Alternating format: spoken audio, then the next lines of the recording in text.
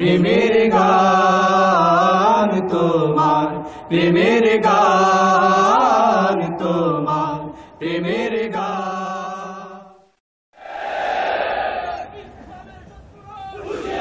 না না না, আমরা শত্রুকে হুঁশিয়ার করতে চাই না, শত্রুকে জ্ঞান দিতে চাই। এবং আমরা এদেরকে শত্রু মনেও করি না। এরা আমাদের শত্রু নয়, ওরা আমাদের ভাই। ওদের জন্য দরদ আছে কলিজায়, কারণ ওরা বোঝে না। সেই জন্য ওদের প্রতি দরদ। রাসূলুল্লাহ মার খেয়েছেন, বদদোয়া করেছেন? আমি জবাব চাই, বদদোয়া করেছেন? তাইফের ময়দানে রক্ত ঝরেছে, ওহদের ময়দানে দান্দান মোবারক শহীদ হয়েছে, রাসূলুল্লাহ বদদোয়া করেছেন? বদদোয়া করেন নাই। বলেছেন আল্লাহুম্মা গফির লিকাওমি ফাইন্নাহুম লা ইয়ালামুন। আয় আল্লাহ, আমার জাতিকে ক্ষমা করে দাও। শুধু এক জায়গায় একটু ব্যথা প্রকাশ করেছিলেন, যখন দাঁত ভেঙে গেল, কপালে আঘাত লেগে কপাল থেকে রক্ত পড়তেছিল, তখন তিনি বলছিলেন এই জাতির কল্যাণ কি করে হবে যে জাতি তার নবীর চেহারা রক্ত দিয়ে লাল বানাই দিল? এই জাতির কিসমত কি করে ভালো হবে? কষ্ট পেয়ে এই কথাটি বলেছিলেন। আর বলেছেন আল্লাহুম্মা গফির লিকাওমি ফাইন্নাহুম লা ইয়ালামুন। আমার কওম বোঝে না, আল্লাহ এদেরকে তুমি হেদায়েত দাও। বলেন আমিন। যারা এইসব কথা বলে অনেক লেখাপড়া করেছে, অনেক লেখাপড়া করেছে। বিমল মিত্রের এত বড় বই পড়েছে, শরতের এত রচনা পড়েছে, রবীন্দ্রনাথের এত রচনা পড়েছে, Nihar Ranjan, Jarasandha, Krishnachandra, Burton Rasel, Copernicus, Kepler, মাও সেতুং, কার্ল মার্কস, এদের অসংখ্য বই পড়েছে। কিন্তু দুর্ভাগ্য, কোরআন শরীফ পড়ে নাই, কোরআন জানে না। ওদের শিক্ষা যদি কোরআনমুখী হতো, তাহলে ওরাই আমাদের নেতৃত্ব দেওয়ার যোগ্যতা ওদেরও ছিল। আল্লাহ তাআলা এদেরকে হেদায়েত দিন। আমরা বলি আমিন, আমরা বলি আমিন। কোরআন আপনারা আমি কোরআনের কথা বলতে এসেছি, আপনারাও কোরআন শুনতে এসেছেন, আলহামদুলিল্লাহ বলি। এই যে যতক্ষণ বসেছেন, যে কোরআনের ক্লাস, কোরআনের ছাত্র আপনারা, আমিও ছাত্র। যে মাঠে বসছেন, এ মাঠ এখন সিলেটের সরকারি মাদ্রাসা ময়দান এখন আর নাই। কোরআনের বরকতে এ মাঠ এখন জান্নাতের টুকরায় পরিণত হয়ে গেছে। এর থেকে শ্রেষ্ঠ মাহফিল আকাশের নিচে জমিনের উপরে আর নাই। সুবহানাল্লাহ। কোরআন আমাদের জন্য হেদায়েত নিয়ে এসেছিল, আমরা বুঝি নাই, এটা মারাত্মক ভুল করেছি। এখন কি সিদ্ধান্ত নিতে পারি যে কোরআন বুঝবার চেষ্টা করব, পড়ব কোরআন? তাও কি সবাই জবাব দিতে পারলাম? আমি অনুরোধ করব বিনয়ের সাথে, সিলেটের মানুষদেরকে, আমি আল্লাহ সাক্ষী, আমি ভালোবাসি, সিলেট আমাকে ভালোবাসে, এতে কোনো খাদ নাই। আমি সব জায়গায় বলি, আপনাদেরকে প্রশংসা করে আপনাদেরকে ভুলাইতে চাই না, দরকার নেই, আপনারা এমনি সম্ভ্রান্ত। আমি বাংলাদেশে বিভিন্ন জেলায় বলি, এরকম মেহমান নওয়াজ, এরকম আলেম ভক্ত, এরকম শরীফ ভদ্র বাংলাদেশের অন্যান্য জেলায় এতটা আছে। সব জায়গায় কিছু না কিছু ভালো মন্দ আছে, কিন্তু এখানে ভালোর সংখ্যাটা বেশি বলে আমার কাছে মনে হয়। আর এটার কারণ, এই এলাকায় আল্লাহ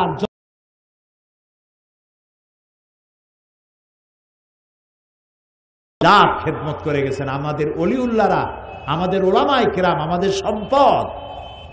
এই সিলেটের মাটি উর্বর মাটি, হাজার হাজার আলেমের জন্ম দিয়েছে এ মাটি, আলহামদুলিল্লাহ।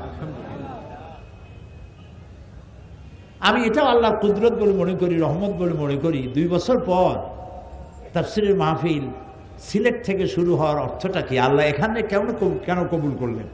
এর থেকে বড় মাহফিল হয় চট্টগ্রামে। সারা দেশের মধ্যে সব থেকে বড় তাফসীরের মাহফিল চট্টগ্রাম। কাবা শরীফের ইমাম 2 বার এসেছেন দেখার জন্য, বিশাল। আপনারা ভাবতে পারবেন না, অন্তত 3 কিলোমিটার নিয়ে মাহফিলটা হয় শেষ দিন, এত মানুষ হয়। কিন্তু সিলেট দিয়ে আল্লাহ শুরু করলেন, আমার মনে হয় এ কারণেই সিলেটের মানুষ নাই, পৃথিবীতে এমন অঞ্চল খুব কম আছে।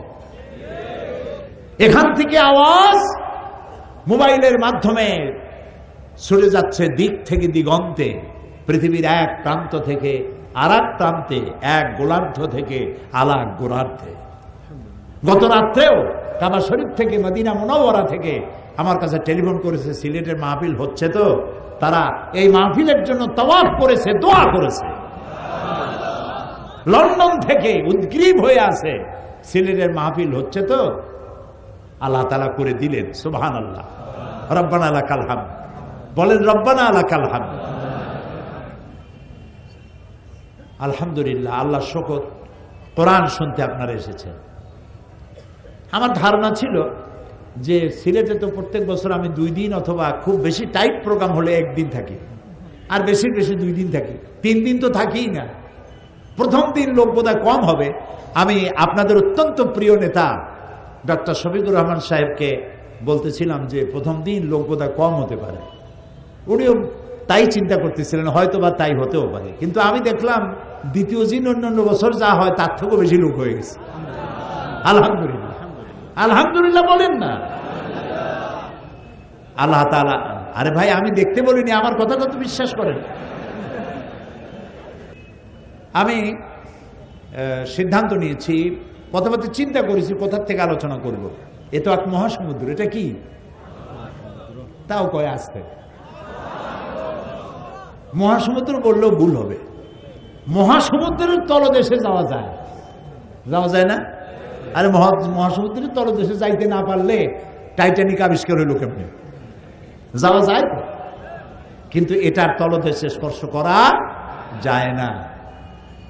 আল্লাহ রাব্বুল আলামিন বলেন, কুল লাউ কানাল বাহরু মিদাদান লিকালিমাতি রাব্বি লানাফিদাল বাহরু ক্বাবলা আন তানফাদা কালিমাতু রাব্বি ওয়ালাউ জিনা বিমিসলিহি মাদাদা।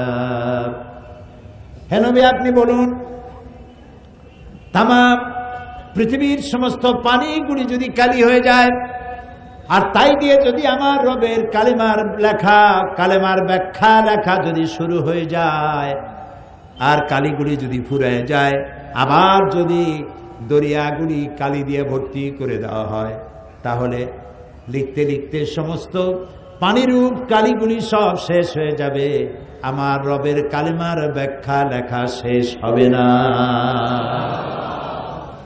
যুগ যুগ ধরে এর তাফসীর হচ্ছে, ব্যাখ্যা হচ্ছে। কোন মুফাসসির আজ পর্যন্ত বলতে পারেন নাই যে তাফসীর আমি যা করছি this is the last and final, এরপর আর দরকার নাই, এইটাই শেষ। বলতে পারছে কেউ? পারে নাই। নিত্য নতুন তথ্য বেরিয়ে আসছে কোরআন থেকে এবং আসতে থাকবে। গোটা বিশ্ব উপকৃত হবে আল্লাহর কোরআন দিয়ে। আমি চিন্তা করেছি আমাদের কিছু ঘাটতি আছে। আমরা নিজেদেরকে দাবি করি মোমেন। আমরা নিজেদেরকে কি দাবি করি বলেন? মোমেন বলে দাবি করি।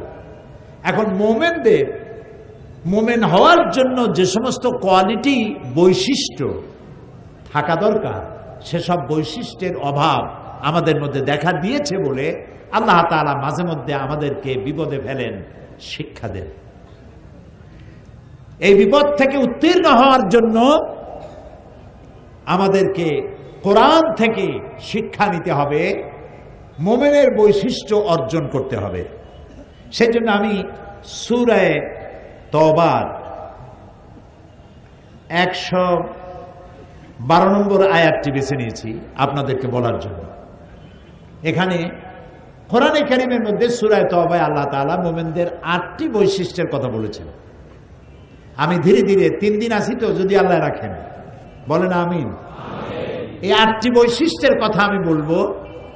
এই বৈশিষ্ট্যগুলি যদি আমরা অর্জন করতে পারি, তাহলে আল্লাহ তাআলা আমাদের সুদিন আবার ফিরিয়ে দিবেন ইনশাআল্লাহ। বলি ইনশাআল্লাহ। আউযু বিল্লাহি মিনাশ শাইতানির রাজীম। বিসমিল্লাহির রহমানির রহিম। التائبون العابدون الحامدون السائحون الراكعون الساجدون الآمرون بالمعروف والناهون عن المنكر والحافظون لحدود الله وبشر المؤمنين। সূরা তাওবার 112 নম্বর আয়াতে আল্লাহ তাআলা মুমিনদের 8টি বৈশিষ্ট্যের কথা বলেছেন। কয়টি? 8টি। জান্নাতের সংখ্যা কয়টি? এই 8টি বৈশিষ্ট্য যদি আমরা ধরে রাখতে পারি আমাদের চরিত্রে, আমাদের চিন্তায় চেতনায়, আমাদের মননশীলতায়, আমাদের চলায় ফেরায় ওঠায় বসায়, আমাদের লেনদেনে, আমাদের বক্তৃতায় বিবৃতিতে, আমাদের বিবাহ শাদীতে, আমাদের জীবন বৈচিত্র্যে, এই 8টি কোয়ালিটি যদি অর্জন করতে পারি, ধরে রাখতে পারি, অসম্ভব নয় আল্লাহ তাআলা এরই বরকতে জান্নাতের 8টি দরজাই আমাদের জন্য ওপেন করে দিবেন ইনশাআল্লাহ। 1 নম্বরে হচ্ছে আত-তাইবুন, তওবাকারী। তওবাকারী, যারা তওবা করে, একবার না বারবার তওবাকারী। এখন তওবা কাকে বলে? তওবা মানে আমরা ধারণা করি তওবা মানে হলো গুনাহ মাফ চাওয়া। আসলে শব্দ সেটা নয়, অর্থ তা নয়। 2টি শব্দ এখানে, একটা হলো তওবা আর একটা হলো ইস্তেগফার। বলেন কি কি? তওবা আর ইস্তেগফার। তওবা শব্দের অর্থ হলো বিরত থাকা, বেঁচে চলা, স্টপ করে দেওয়া, বন্ধ করে দেওয়া, রুজু করা, ফিরে আসা। এ হলো তওবা শব্দের অর্থ। আল্লাহ তাআলা তার এক নাম হলো তাওয়াব। আল্লাহর এক নাম কি? তাওয়াব। যে তওবা করে সে রুজু করে। মুখালেফাত, তওবা মানে গুনাহ করা মানে মুখালেফাত করা, আল্লাহর সাথে, আল্লাহর আইনের সাথে বিরোধিতা করা, এইটার নামই হলো গুনাহ। গুনাহ থেকে যে তওবা করলো সে রুজু করলো, মুখালেফাত থেকে মুওয়াফাকাতের দিকে আসলো। আল্লাহর বিধান অনুযায়ী চলার নাম হলো মুওয়াফাকাত। আর আপনি যখন বিরোধিতা করবেন সেটা হলো মুখালেফাত। আপনি যখন তওবা করলেন, রুজু করলেন, যিনি তওবা করলেন তাকে বলা হয় তায়েব। যিনি তওবা করেছেন তাই কি বলা হয়? তায়েব। একটা মানুষ যখন তায়েব হয়, আল্লাহ তার প্রতি তাওয়াব হন। ও লোকটা যখন রুজু করলো, আল্লাহ তখন তার দিকে ফিরে এলেন। এই জন্য হাদিসে কুদসির ভিতরে আছে যে বান্দা যদি আমার দিকে 1 হাত 1 বিঘাত আগায়, আমার রহমত তার দিকে 1 হাত আগায়। বান্দা যদি আমার দিকে হেঁটে আসে, আমার রহমত বান্দার দিকে দৌড়ে যায়। ইয়া আইয়ুহাল্লাযীনা আমানু তুবু ইলাল্লাহি জামিআ। হে বিশ্বাসীরা, তোমরা সবাই আল্লাহর কাছে তওবা করো, ফিরে আসো। যে সব গুনাহ করেছো, গুনাহ থেকে ফিরে আসো, তওবা করো। আল্লাহ তাআলা এমন নন যে মানুষ গুনাহ করলে পরে তাকে শাস্তি দেবেনি। যদি তওবা করে আল্লাহ তার গুনাহ মাফ করে দেন। সুবহানাল্লাহ। শয়তান যখন আল্লাহর কাছ থেকে ফিরে এলো, কোন অপরাধে? কয়টা গুনাহ করছিল শয়তান? বলেন না কেন? একটা অপরাধ করেছিল। তো আল্লাহ তাআলা তাকে রাজিম করলেন, মরদুদ করলেন, বিতাড়িত করলেন। শয়তান বলল যে আদমের কারণে আমার সমস্ত ইবাদত পণ্ড হয়ে গেল, আমি সেই আদমের সন্তানগুলি সবগুলিকে ওয়াসওয়াসা দিয়ে জাহান্নামে নিয়ে যাব। আল্লাহ তাআলা ফেরেশতাদেরকে অর্ডার করলেন, আমার বান্দা যদি একটা গুনার নিয়ত করে, তার আমলনামায় কোনো গুনাহ লিখবা না, কিন্তু গুনাহটা যখন করা হয়ে যাবে একটার পরিবর্তে একটা গুনাহই লিখবা। কিন্তু আমার বান্দা যদি একটি নেক কাজ করার নিয়ত করে, কাজটা সম্পাদন করে নাই, শুধু নিয়ত করেছে, আমলনামায় একটি নেকি লিখে দিবে। সুবহানাল্লাহ বলতে ইচ্ছা করে। আর যখন নেক কাজটি সম্পন্ন হয়ে যাবে, আমার বান্দার আমলনামায় একের পরিবর্তে 10টা গ্রেস মার্ক 10 গুণ বাড়াইয়া নেকি লিখে দিবা।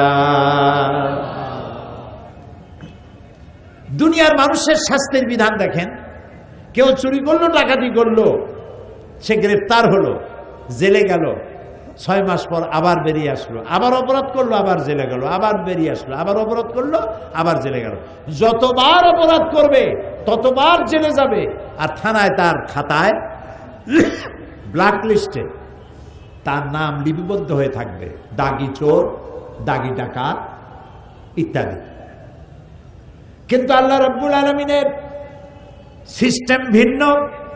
মানুষ যদি গুনাহ করে বসে আর গুনাহ থেকে যদি তওবা করে, আল্লাহ রাব্বুল আলামিন বলেন গুনাহ শুধু মাফ করি না, গুনার খাতা থেকে তার নামটা মুছেও ফেলে দেই, গুনার খাতায় তার নামও থাকে না। নবী করিম সাল্লাল্লাহু আলাইহি ওয়াসাল্লাম বলেছেন, কোন মানুষ যদি উট হারায় ফেলে, আরব দেশে উটের দাম কম না বেশি? অনেক বেশি, কারণ উট হলো মরুভূমির কি? ও তাও তো আপনারা জানেন, মাশাআল্লাহ। উট হলো মরুভূমির জাহাজ। এখন উট হারায় গেছে, মানুষটা কিরকম পেরেশান হয়। আল্লাহর নবী বলেন, উট হারা ব্যক্তি বহু খোঁজাখুঁজির পর উটটা পেলে পরে যতটা না আনন্দিত হয়, কোন গুনাহগার বান্দা গুনাহ থেকে তওবা করলে আল্লাহ রাব্বুল আলামিনের থেকে বেশি খুশি হয়ে যায়। সুবহানাল্লাহ। অফুরন্ত দয়ার ভান্ডার। আপনার আমার গুনাহ কদ্দুর? আপনার আমার গুনাহ যদি পাহাড় সমান হয়, আল্লাহর রহমত তো আকাশ সমান। আপনার আমার গুনাহ যদি হয় আকাশ সমান, আল্লাহর রহমত তো তার আরশ উচ্চে পড়েছে।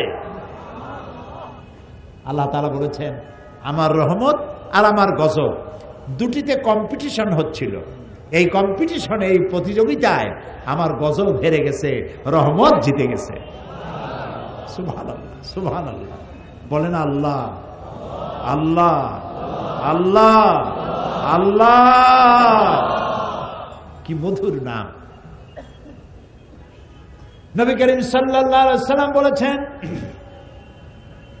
আল্লাহ রাব্বুল আলামিনের কাছে 2টা ফোঁটা সব থেকে বেশি প্রিয়। একটা ফোঁটা হলো মানুষ যখন জিহাদের ময়দানে শরীর থেকে যে রক্ত ফোঁটা পড়ে, এটার গুরুত্ব আল্লাহর কাছে অনেক বেশি।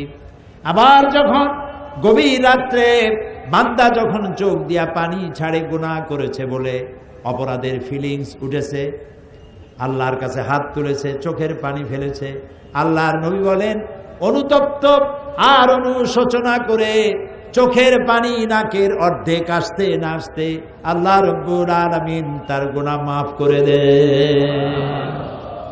কত দয়া এ কোরআনে ভরা। যেখানে জব্বার, কাহ্হার নাম আল্লাহ ব্যবহার করেছেন, পাশেই ওদুদ, রহিম এ নাম ব্যবহার করেছেন। যেখানে জাহান্নামের কথা, বান্দা যেন ভয় না পায়, সাথেই আবার জান্নাতের কথা। সুবহানাল্লাহ। গফুরুর রহিম তিনি। সুবহানাল্লাহ। বলেন সুবহানাল্লাহ।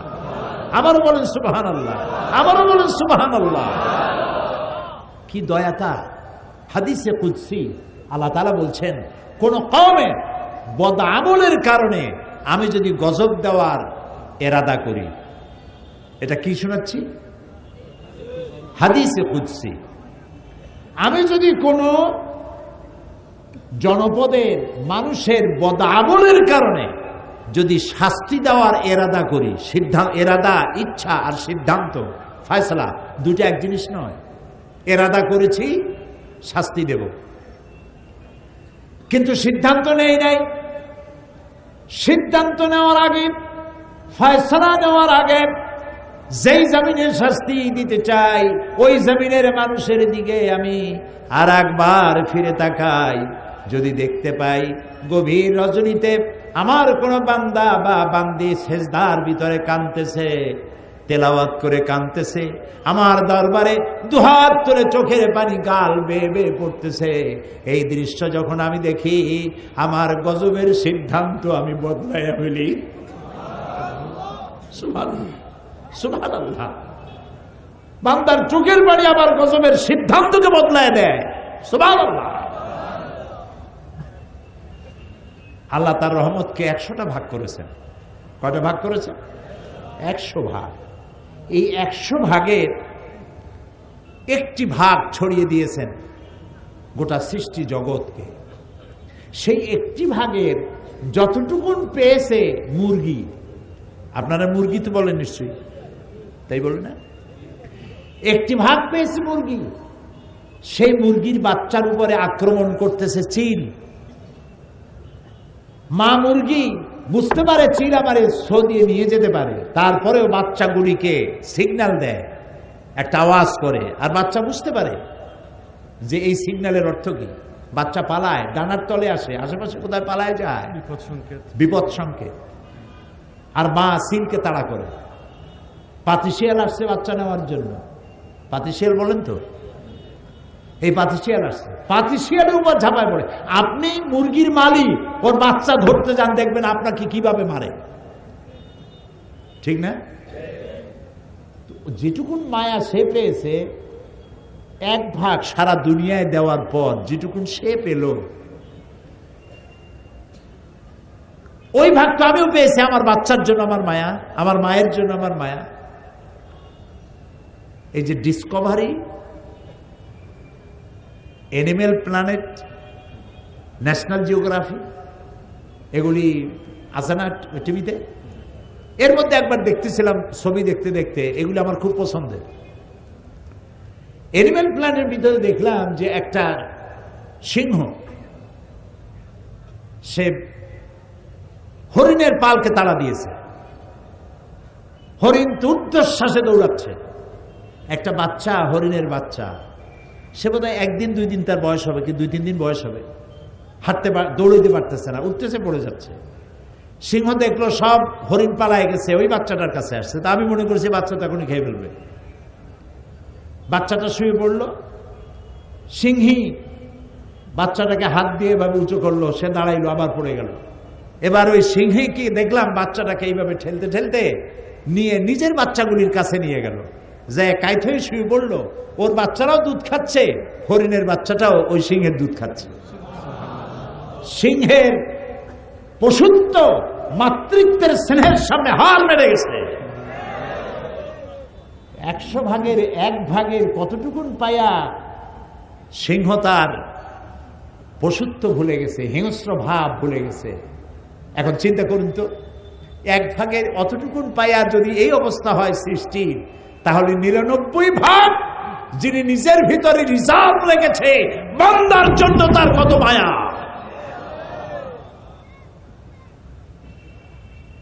বান্দা গুনাহ করতেই পারে, 1000 বার পারে।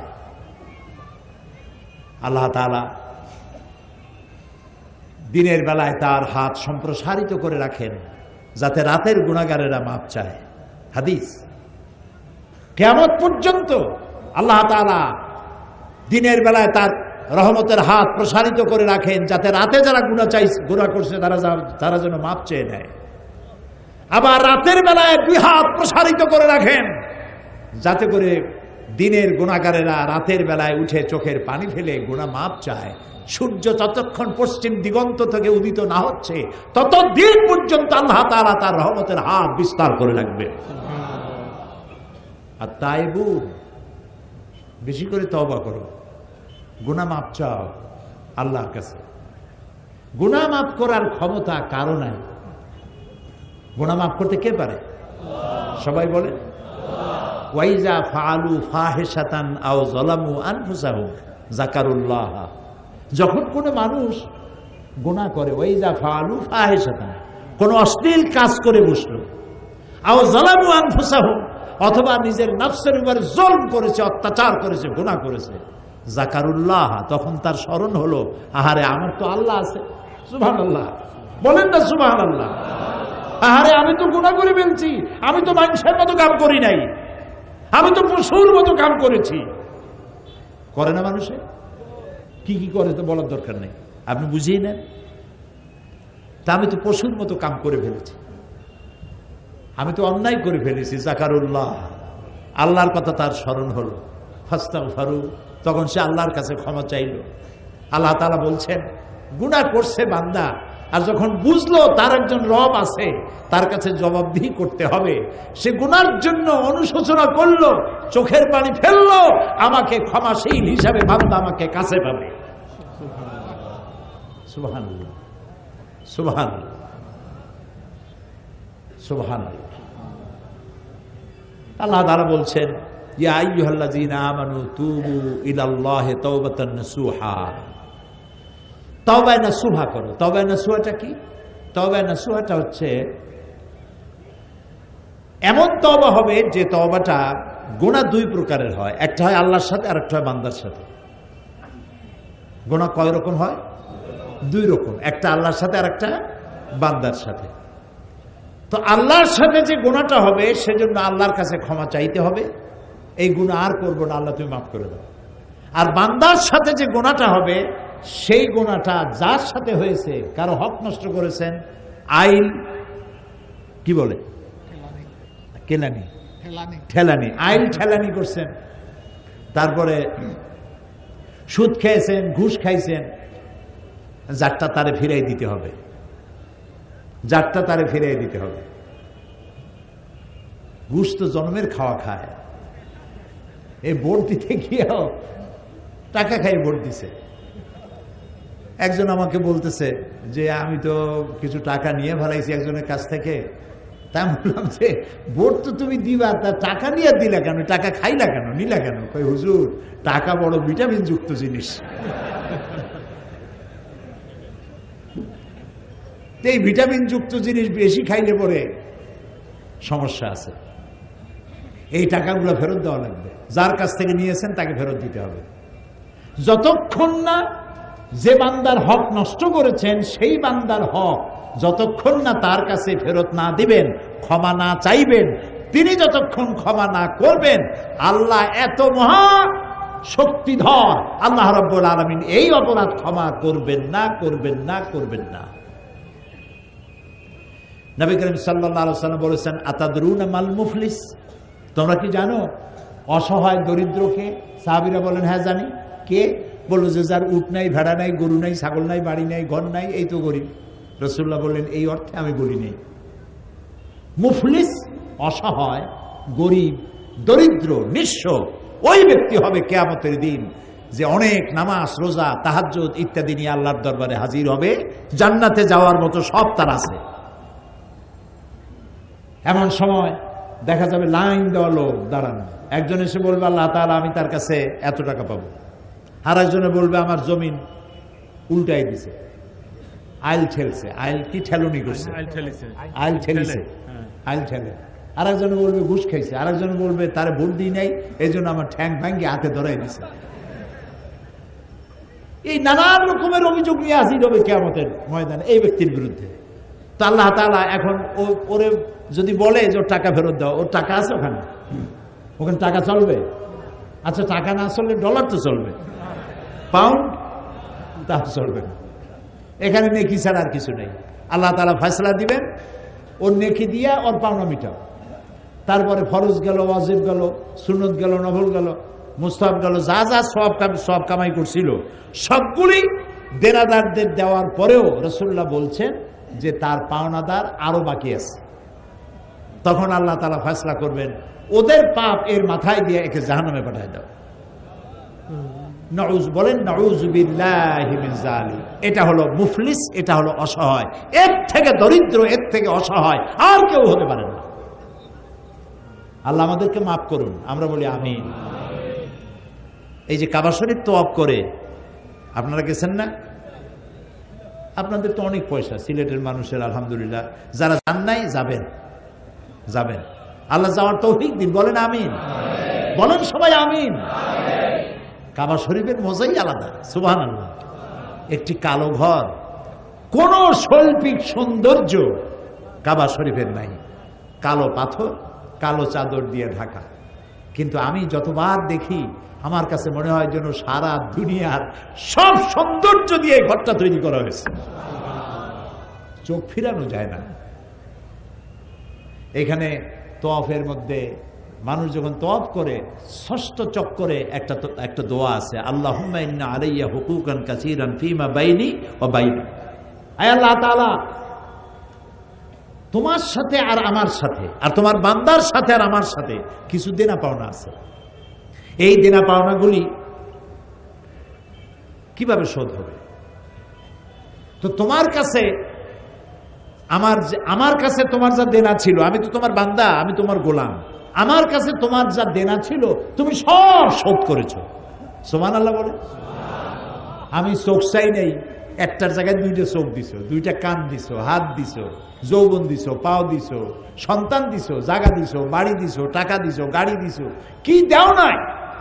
আমাকে সৃষ্টি করার পর সমস্ত দেনা, আমাকে দেওয়ার দেনাগুলি সব তুমি শোধ করেছো, কিন্তু তোমার কোনো দেনা আমি পরিশোধ করতে পারিনি, আমি তোমার কাছে ঋণী হয়ে আছি।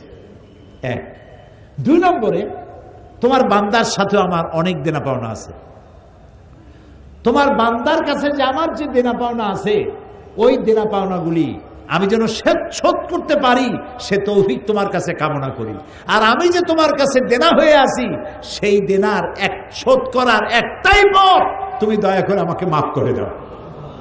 ওয়াদখিলনাল জান্নাতা বিগাইরি হিসাব ওয়াদখিলনাল জান্নাতা মাল আবরার। আল্লাহ, তোমার নেককার বান্দাদের সাথে আমাকে তোমার জান্নাত দিও, আর আমার কাছে তুমি হিসাব চাইও না। বলেন আমিন, বলেন আমিন, আবারও বলেন আমিন। বিশ্বাস করুন, আল্লাহ যদি কিয়ামতে কাউকে হিসাবের জন্য ধরেন, এক পাও নড়তে পারবে না, কেউ এক পাও নড়তে পারবে না। প্রশ্ন হবে, যৌবন কাটাইছো কোন পথে? জবাব দেওয়ার পথ রাখিনি। প্রশ্ন হবে, টাকা পয়সা কামাইছো কোন রাস্তায়? জবাব দেওয়ার রাস্তা রাখিনি। খরচ করেছো কোন পথে? জবাব দেওয়ার পথ রাখিনি। দিন শিখেছো যা, জ্ঞান অর্জন করেছো যা, বিতরণ করেছো কতটা, আমল করেছো কতটা, জবাবের পথ রাখি নেই। সুতরাং একটাই পথ আছে, আল্লাহুম্মা হাসিবনি হিসাবান ইয়াসীরা। আল্লাহ তাআলা আমার হিসাবটাকে সহজ করো। শিখাইছেন কে? রাসূলুল্লাহ। কে শিখাইছেন? রাসূলুল্লাহ। আল্লাহর কাছে দোয়া করো, আল্লাহ তুমি আমার হিসাবকে সহজ করো। সাহাবায়ে কেরাম প্রশ্ন করেছেন, ইয়া রাসূলুল্লাহ, সহজ হিসাবটা কেমন? নবী করিম সাল্লাল্লাহু আলাইহি ওয়াসাল্লাম বলেছেন, সহজ হিসাব হচ্ছে আল্লাহ যাকে মাফ করতে চাইবেন, এটা মনে রাখবেন, হিসাবের জন্য যারাকে ধরা হবে জাহান্নাম ছাড়া রাস্তা নাই। আর যাকে আল্লাহ মাফ করতে চাইবেন তাকে একটি পর্দার আড়ালে নিয়ে যাবেন। প্রশ্ন করবেন, বান্দা এই গুনাহ করছিলি? গুনার নাম নিয়ে জিজ্ঞেস করবেন। ইন্না লিল্লাহি ওয়া ইন্না ইলাইহি রাজিউন। কে জিজ্ঞেস করবেন? আমার মালিক। বলেন, কে জিজ্ঞেস করবেন? আমার মালিক, আমার রব। আকাশ আর জমিনের একচ্ছত্র মালিক, তার সামনে উপস্থিত হতে হবে। ফারদান, একা একই, মিছিল করে যাওয়া যাবে না, একা একা। আল্লাহ জিজ্ঞেস করবেন, এই পাপ করছো? তখন কলজা গলার কাছে চলে আসবে, আরো কয়েকবার মরতে ইচ্ছা করবে, লজ্জা ভয়তে আবার মরতে ইচ্ছা করবে, কিন্তু মৃত্যু তো আর হবে না।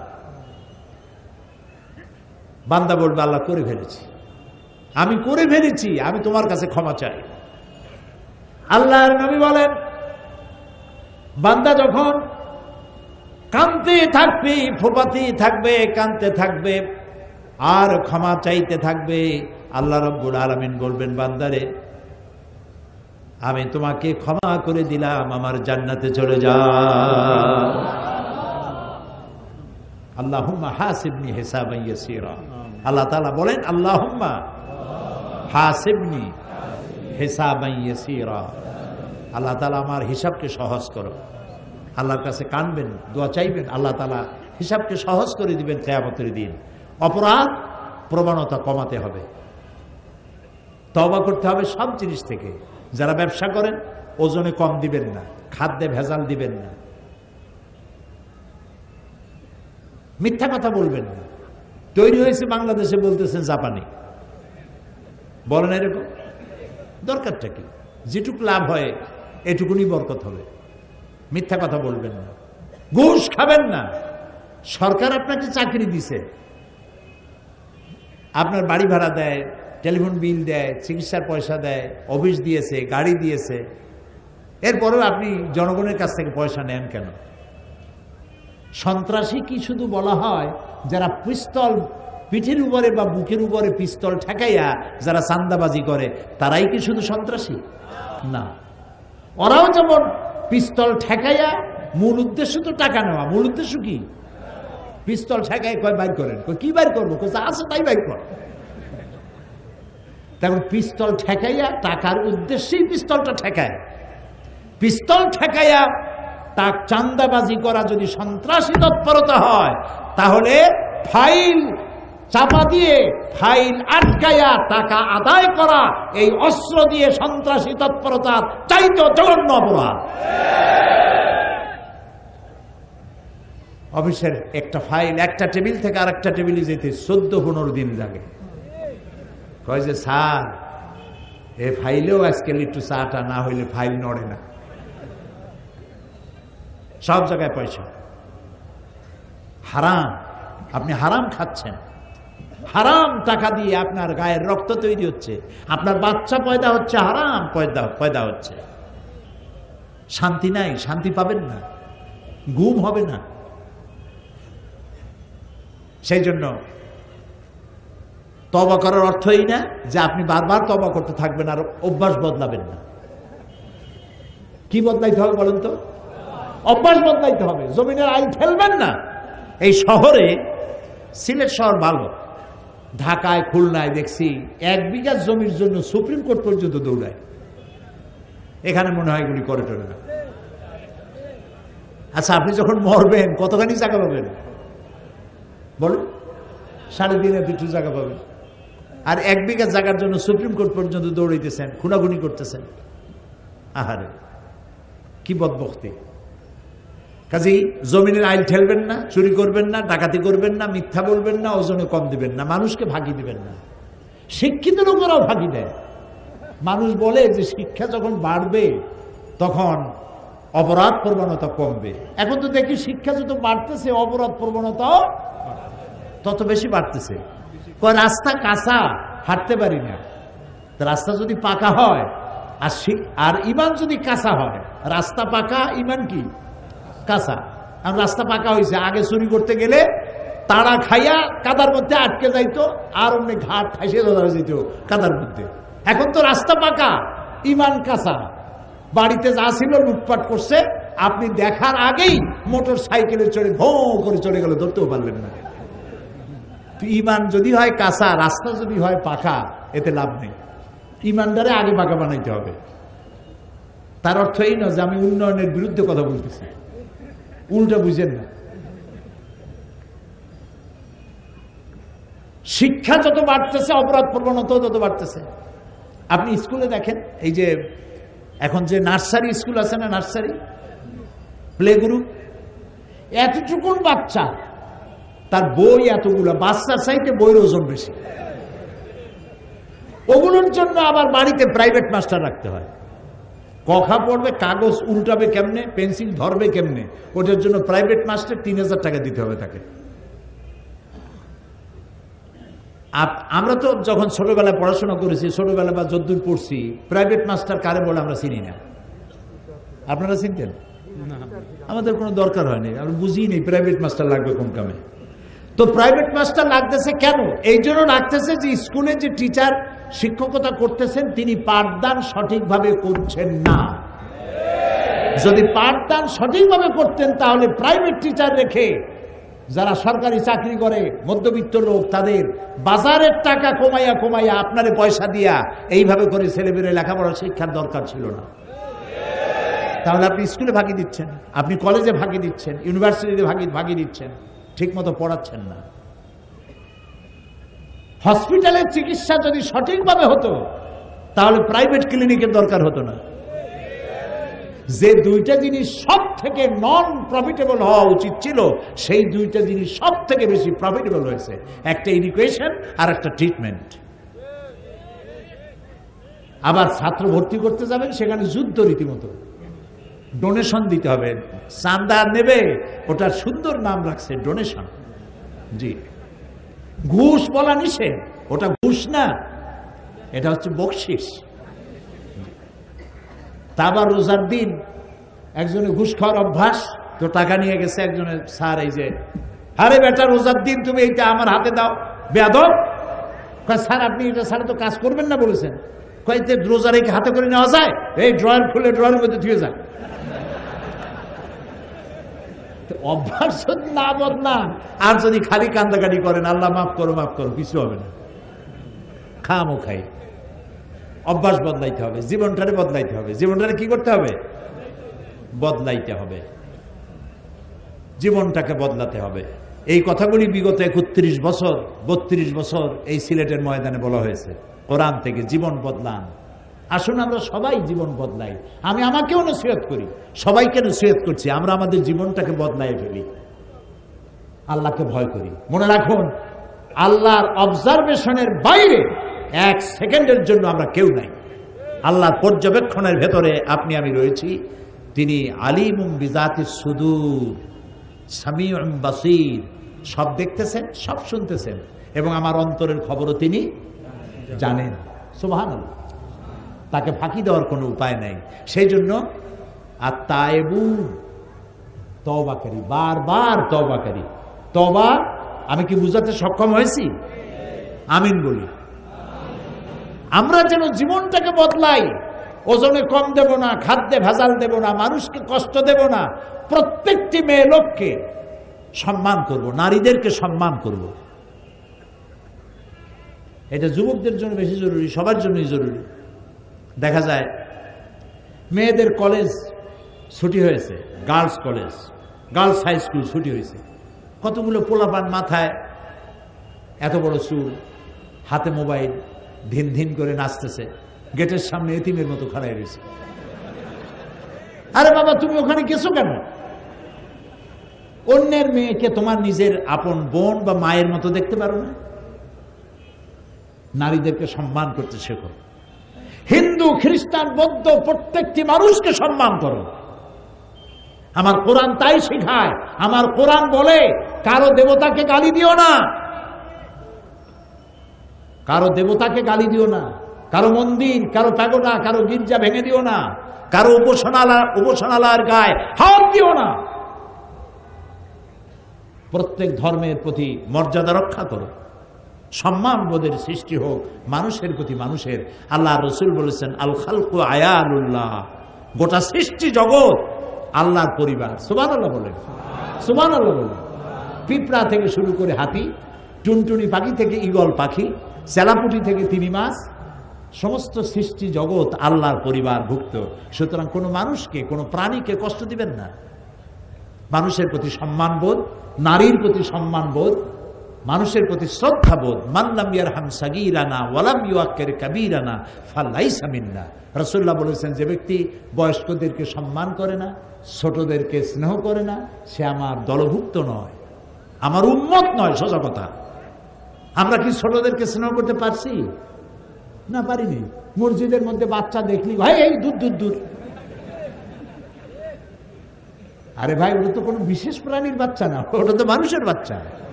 এমন ভাবে চোখ গরম করে ওই বাচ্চা বাড়ি যায়, কয় মা মসজিদে আমি আল্লাহর কসম জীবনে আর যাবো না।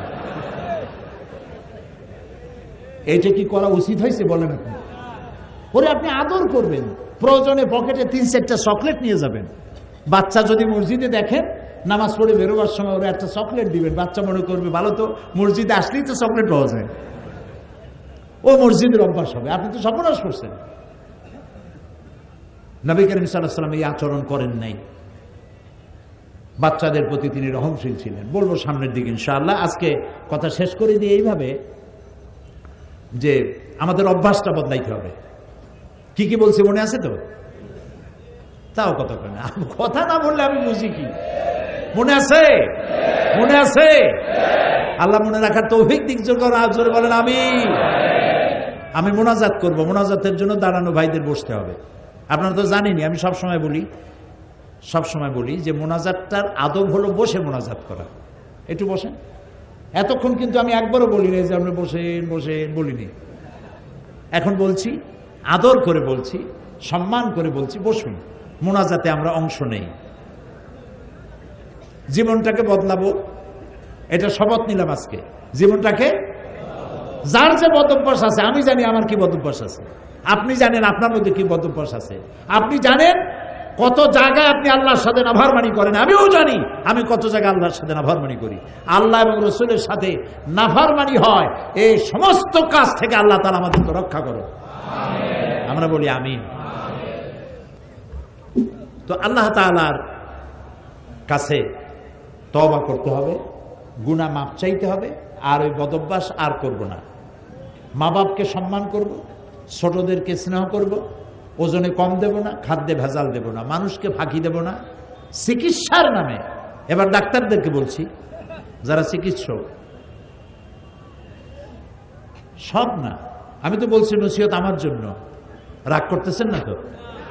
যারা চিকিৎসক, আননেসারি রোগ হয়েছে একটা, 2-4টা ট্যাবলেট দিলে হয়, কিন্তু তার কাছ থেকে পয়সা আদায় করা দরকার। সেই জন্য কফ পরীক্ষা করতে হবে, ইউরিন, স্টুল, ব্লাড, এগুলি সব টেস্ট করতে হবে। আর টেস্ট করার জন্য নির্দিষ্ট একটা জায়গায় পাঠানো হয়, অমুক জায়গায় যাবা, তার মানে ওই জায়গায় একটা কমিশন আছে।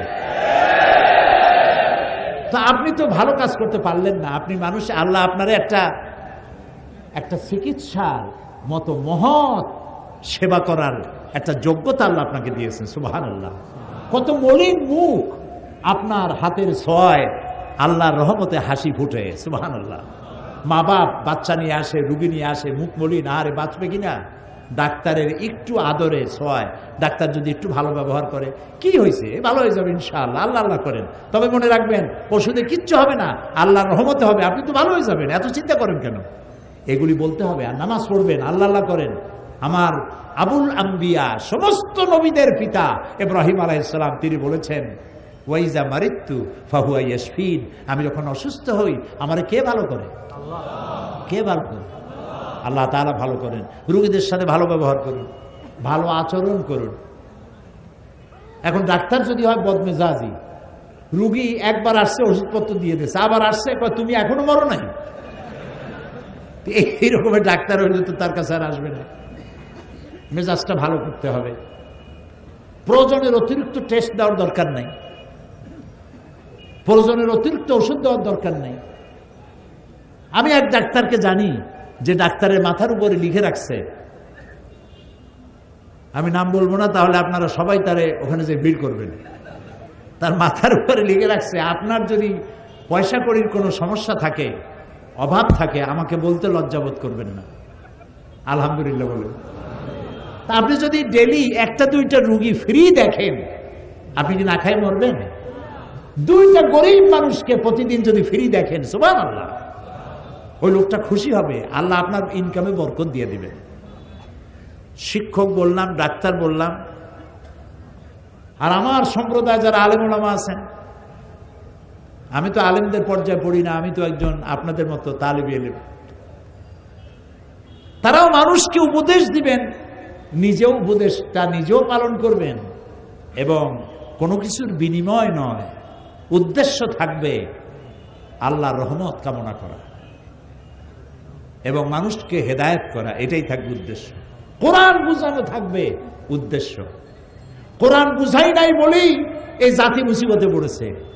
এক সময় ছিল যখন প্রত্যেক বাড়ি বাড়ি কোরআন শরীফ তেলাওয়াত হইতো, ঠিক কিনা বলেন? বুড়া মানুষেরা বলেন, প্রত্যেক বাড়ি বাড়ি। আমার আব্বা আমাকে বলতেন ছোটবেলায়, আমি যেখানে থাকতাম, বলতেন যে এরকম আওয়াজে পড়বা, আমি যেন আমার রুমের থেকে শুনতে পারি, ফজরের পরে এর আওয়াজে পড়বা, আমি যেন শুনতে পারি তুমি তেলাওয়াত করতেছ। তার মানে আমি যেন না ঘুমাই, তেলাওয়াত পড়া বাধ্যতামূলক প্রত্যেক মুসলমানের বাড়ি। এখন সেই তেলাওয়াত নাই। আমি কি সত্য বললাম? সেই তেলাওয়াত নাই, সেই কোরআন শরীফ শেখারও মত নাই। রাত 12টা, 1টা, 2টা পর্যন্ত ডিশ অ্যান্টিনার মাধ্যমে টিভি দেখা, বাচ্চা ঘুমায় পড়ে। আর সকালবেলা উঠেই যত প্লে গ্রুপ, নার্সারি গ্রুপের ছাত্র আছে, সকাল 6:30টায়, 7টার সময় স্কুল, বড়দের ক্লাস 11টায়, ছোটদের ক্লাস সকাল 7টায়। বাচ্চা কাঁদতে কাঁদতে স্কুলে যায়। তার মানে সেজন্য কোরআন শরীফ পড়ার সময় না পায়। আবার প্রস্তাব উঠেছে কোরআন শরীফ ধর্ম এটা ঐচ্ছিক করা হবে, বাধ্যতামূলক করা হবে না। ওই যে মাওলানা আবু তাইব সৎপুরি সাহেব বলেছেন ক্লাস 9-এ গিয়ে সে কি পড়বে, ক্লাস 8 পড়ার পর তো আর আলহামদুলিল্লাহ পড়ার কথা আর মনে থাকবে না। তো মরার সময় মানুষ যখন মরবে তখন কোরআন শরীফ পড়ার জন্য মৌলবীদের ডাকা হয়। সিলেটে কি ডাকে? ডাকে। মৌলবী সাহেবরা ওই মরা লাশের পাশে গিয়ে কোরআন শরীফ পড়ে। আপনি আমারে বুঝান, এই মরা মানুষে কি শুনতেছে তেলাওয়াত? শুনতেছে? কোরআন কি বলে? কোরআন কি বলে? মরা মানুষে শুনতেছে কোরআন? শুনতে পাচ্ছে না। কেন শোনাচ্ছেন? কেন মৌলবী সাহেবকে ডাকছেন মরা মানুষকে কোরআন শোনাইতে? আর এখন যদি মৌলবী সাহেবরা এই চিন্তা করে ওখানে যান যে 1000 টাকা দিলে ভাগে পাবো কত, আমি বিনীতভাবে মাপ চাই, আমার উপর রাগ করবেন না। ওনারা যদি এই ভাগের চিন্তা করেন 1000 টাকা দিলে ভাগে পড়বে 50 টাকা, এই চিন্তা যদি করেন তেলাওয়াতে কোনো সওয়াব হয় নাই। সওয়াব যখন হয় নাই তখন মুদ্দারে পাবে কি? এক মৌলবী সাহেবের দাওয়াত দিয়েছে এক জায়গায় মিলাদ শরীফ পড়বার জন্য। শরীফ পড়িয়া এরপরে তিনি দোয়া করতেছেন, আল্লাহ তাআলা এই যে মিলাদ শরীফ পড়লাম, আদম আলাইহিস সালামরে দাও, নূহ আলাইহিস সালামরে দাও, ইব্রাহিম আলাইহিস সালাম, সমস্ত নবীদের দাও, সাহাবীদের দাও, আলেমদের দাও, মোমেন মোমেনাত সবাইরে দাও, দিয়া তারপরে বাড়িওয়ালার বাপের নাম কইছে যে আল্লাহ তার বাপেরও দাও। এখন মিলাদ পড়া মোনাজাত শেষ, কই চিনি টিনি কই কোন কিছু খাওয়াবেন না? কই কি খাওয়াবো? এক খতম মৌলুদ শরীফ পড়ি আদম থেকে শুরু করে এই পর্যন্ত সবাইরে তুমি দিছো, আমার বাপে ভাগে পাইছে কি? কাজে যে সব বাজান গো দিছো ওইখানে যে খাও, আমি খাওয়াবো না। এখন কোরআন শরীফ নিজে শেখেন নাই, আহারে মরলে পরে কোরআন শুনিয়া লাভ নাই। রাসূলুল্লাহ বলেছেন মুমূর্ষ অবস্থায় কোন মুমূর্ষ রোগীর পাশে বসে কেউ যদি সূরা ইয়াসিন পড়ে আল্লাহ রাব্বুল আলামিন তার মৃত্যুর আযাবকে কমায় দিবেন। সেটা তো পড়লো না আপনার ছেলে, পড়তে তো জানে না, পড়ার নাই তো। ছেলে পড়তে জানে না, মেয়ে পড়তে জানে না, তারা কাঁদতেছে, ছেলেও কান্দে, মেয়েও কান্দে, বাবু কান্দে, মায়ও কান্দে, সবাই কান্দে, কান্দে লাভটা কি? কোনো লাভ নাই। আহারে জানাজা ওই কোরআন শরীফ পড়াইলেন তাও ভাড়া করিয়া, জানাজা পড়াইলেন একজন ইমাম সাহেবরে দিয়া, আপনার ছেলে আপনার জানাজাটাও পড়াইতে পারলো না। আপনি মুদ্দার ফাঁকি দিচ্ছেন, আপনিও ফাঁকিতে পড়ছেন। যত জানাজা পড়ছেন সমস্ত জানাজায় দোয়া জানেন না। কথা কি ঠিক বলছি?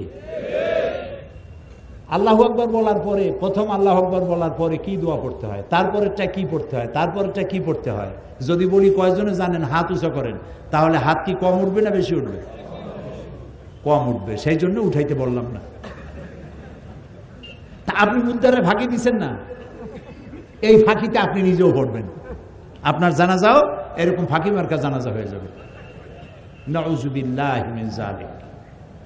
কোরআন শরীফ শিখুন, কোরআন শরীফ শিখুন, বাচ্চাদেরকে কোরআন শরীফ শিখান। আরো কত অবহেলা! ইংরেজি শিখায় যে মাস্টার, অঙ্ক শিখায় যে মাস্টার, সারে গামা পাদা নিশা সাদের লাভ, এইগুলা যে শিখায় তার বেতন 3000 টাকা, 5000 টাকা প্রত্যেক মাসে। আর কোরআন শরীফ যে শিখায় মৌলভী সাহেবের 600 টাকা বেতন, 6 মাস বাকি।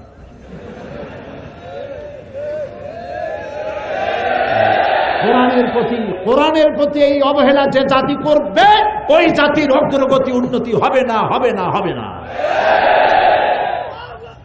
যে টাকা দিয়া ইংরেজি মাস্টার আপনি রেখেছেন, ইতিহাস ভূগোল পড়াবার জন্য, কম্পিউটার শেখাবার জন্য যে টাকা দিয়ে মাস্টার রেখেছেন, সেই টাকা দিয়ে হুজুর রাখেন। আপনার ছেলেকে মেয়েকে কোরআন শিখান, আপনার কপাল ভালো হবে, পরিবারের কপাল ভালো হবে, গোটা সমাজের কপাল ভালো হবে, গোটা জাতির কপাল ভালো হবে। অমাবস্যার রজনী দূর হবে, পূর্ণিমার চাঁদ উদিত হয়ে গোটা বিশ্বকে করবে উদ্ভাসিত আলোয় আলোয়ময়।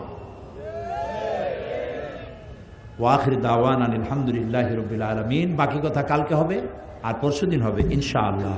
আল্লাহুম্মা আমিন। ربنا ظلمنا أنفسنا وإن لم تغفر لنا وترحمنا لنكونن من الخاسرين।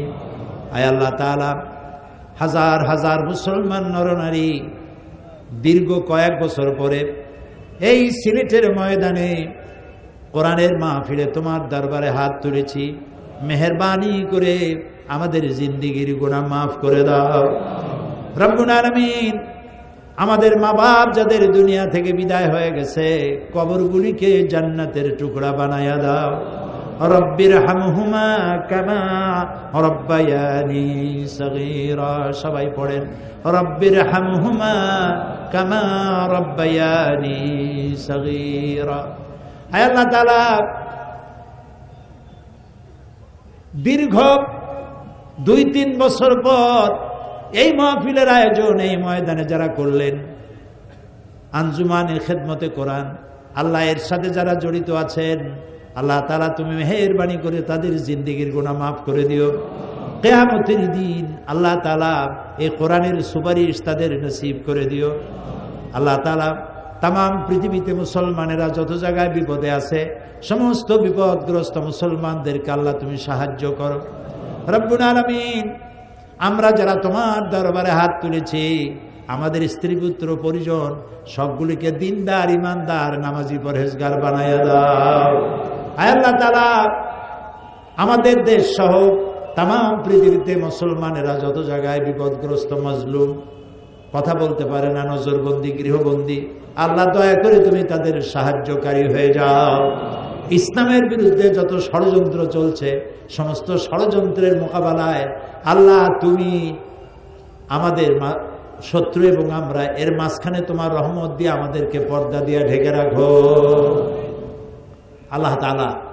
এই বিশাল মাহফিলের আয়োজন যারা করেছেন, প্যান্ডেল করেছেন, লাইট, মাইক, পোস্টারিং, প্রচার ইত্যাদি যারাই শরীক হয়েছেন, যেসব সাংবাদিকরাও এসেছেন, আলেম ওলামা এসেছেন, আল্লাহ সকলকে জীবন বদলাবার তৌফিক দাও। আল্লাহ ওই রকমের দিন বদল চাই না যেই দিন বদলে সন্ত্রাসী তৎপরতা বেড়ে যায়, যেই দিন বদলের মাধ্যমে মানুষের ভাগ্যের সর্বনাশ হয়, এই দিন বদল চাই না। আল্লাহ আমাদের ভাগ্যের বদল চাই, আমাদের ভাগ্য বদলায় দাও, খারাপ থেকে ভালো ভাগ্য দান করো, খারাপ ভাগ্য থেকে সৌভাগ্য দান করো, বদ আমল থেকে নেক আমল দিয়ে আমাদের জীবনকে ভরে দাও। আগামীকাল এবং পরের দিন এ মাহফিল তোমার কুদরতি নিজাম দিয়ে তুমি পরিচালিত করে দিও, তোমার বান্দা বান্দীদেরকে আসার তৌফিক দিও। আর তো এখানে যারা কথা বলবেন তাদেরকে তোমার পক্ষ থেকে সেই কথাগুলি বলায়ও যে কথাগুলি বললে মানুষের হৃদয় দাগ কাটে এবং আমল করার সুযোগ পায়, বোঝা সহজ হয়, এভাবে বলার তৌফিক দিও। রব্বানা তাকাব্বাল মিন্না ইন্নাকা আনতাস সামিউল আলিম ওয়া তুব আলাইনা ইন্নাকা আনতাত তাওয়াবুর রহিম। সুবহান রাব্বিকা রাব্বিল ইজ্জাতি আম্মা ইয়াসিফুন ওয়া সালামুন আলাল মুরসালিন ওয়ালহামদুলিল্লাহি রাব্বিল আলামিন। ওয়াজআল আখিরা কালামিনা ইনদাল মাউত লা ইলাহা ইল্লাল্লাহু মুহাম্মাদুর রাসূলুল্লাহ।